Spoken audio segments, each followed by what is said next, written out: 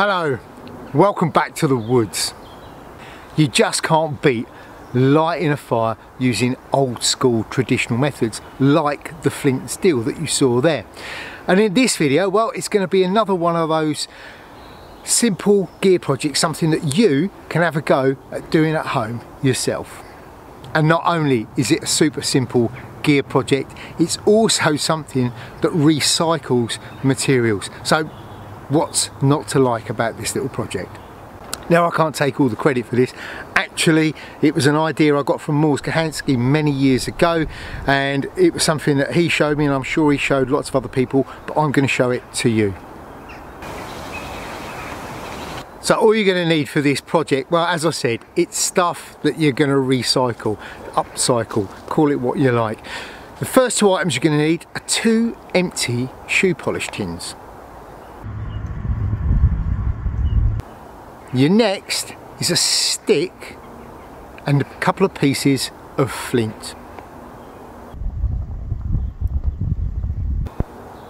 After that, you're going to need, well, remember on one of my videos recently we talked about different types of saws and the good points and the bad points, and one of the ones for the silky saw was that although they're a brilliant saw and they cut really well, well, the blades get broken. One broken saw blade, ideally something like a silky. Some hacksaw blades will work, but what you want is something that's fairly highly tempered, and the silky ones, once they're broken, instead of throwing them in the bin, use them for this little project.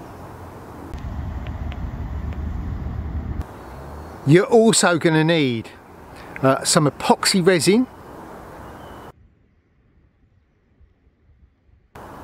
and then you're going to need some builders, decorators dust sheets, the ones that are made out of cotton, quite an open weave. As far as tools go, well, you don't really need a lot. A knife of some description, a pruning saw,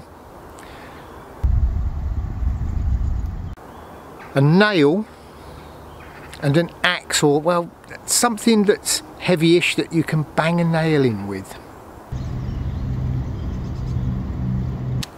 So your first job is going to be, well, find a piece of that silky saw blade, that broken saw blade, and you want a piece that ideally is about, well, probably about the length of your forefinger. You're then going to take your stick and you're going to measure off a piece that's slightly longer than that piece of saw blade. You're then going to saw that off so that you have a piece that's just that bit longer than your piece of saw blade.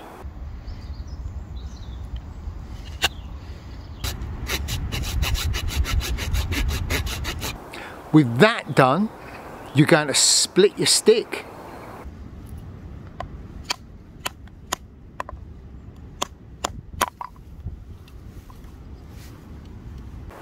Then you're going to mix up some of your epoxy resin and you're going to spread it on each side of that split stick. And then with that done, you're going to take your saw blade, and with the teeth facing towards the piece of wood, you're going to stick it to one side of the wood, that split side. Not all the way through, just sort of 3/4 of the way through. So the back edge, the edge without the teeth, is exposed. You're then going to put the other piece of wood onto the top of that, sandwich the two together. Now you can just leave it to set, or you can wrap something around it. I've just used a couple of rubber bands to go around it, and that holds it in place until it is set.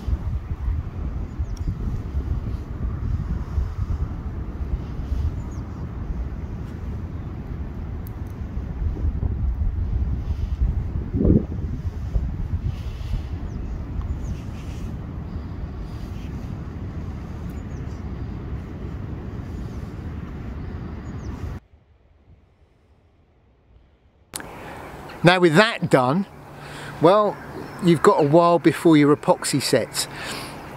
5 or 6 hours, or be on the safe side, leave it overnight. But what you can be doing then is you can be preparing your tinder tins and your char cloth. So the first job is to clean out the polish from those empty tins. You don't have to get it all out, but as much as you can, clean it out. Then with that done, take your nail, and either the back of your axe or a stick, whatever you like, and tap the nail through the lid of one of the tins. Not both, just one of the tins.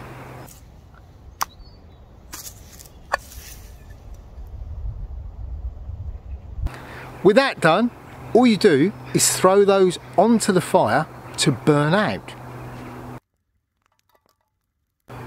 And that will help get rid of all of the residue out of there. I normally leave them on for 10 to 15 minutes depending on the heat of the fire, and once I think they've had long enough, I just scoop them off with a stick and leave them by the side of the fire to cool off.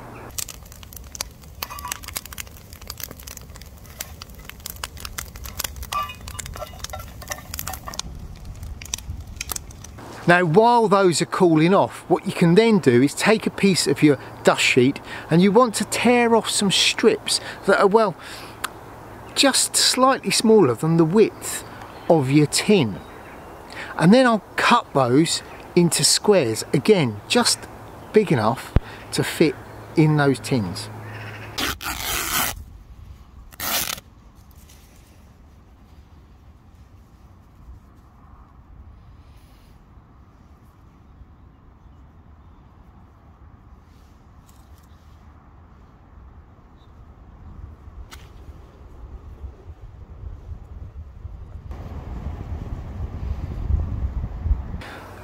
I'll then place my little squares, usually no more than about half a dozen, into the tin with the hole in the lid.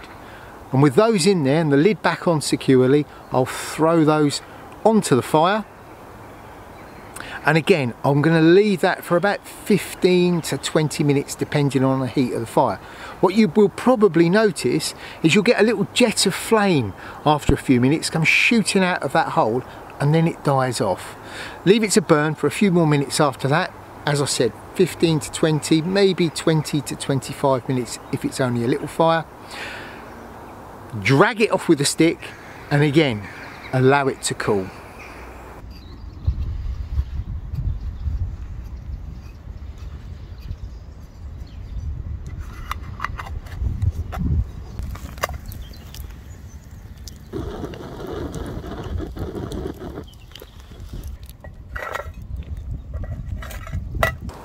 Now once that lot has cooled down, then what you're going to do is take the lid off and remove the cloth from that tin, because that is your preparation tin, and you're then going to place it into the other tin, the one without the hole in. And that is your tin for storing that precious char cloth in. You keep both tins together, so you've always got one for storing and one for prepping your char cloth in.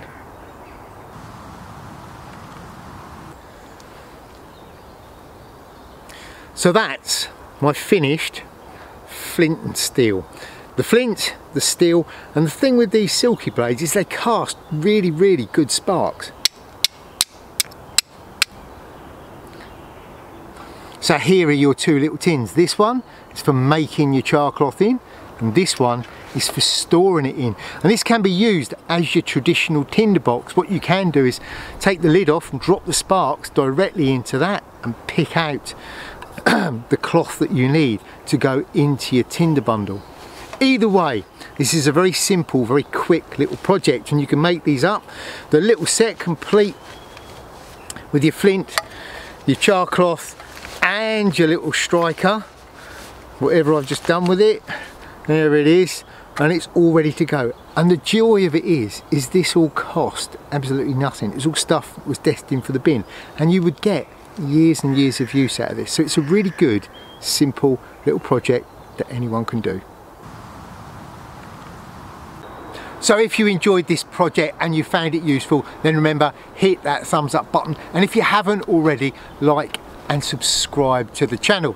Down below in the links box you will also find links to my social media, Instagram and Facebook. Go and give me a follow over there. There is also a link to my Etsy shop, and if you follow that it will take you over to some bits and pieces that I've made, including my EDC light pouches. I think the minimal scarves have probably all gone by now. There's also some of my woven patches and my leather patches too. Down below the description bar, you'll also find a link to my merch shelf. Pop over there, have a look at some of my exclusively designed t-shirts.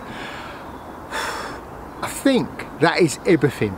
I've been Neil, and until next time, stay safe.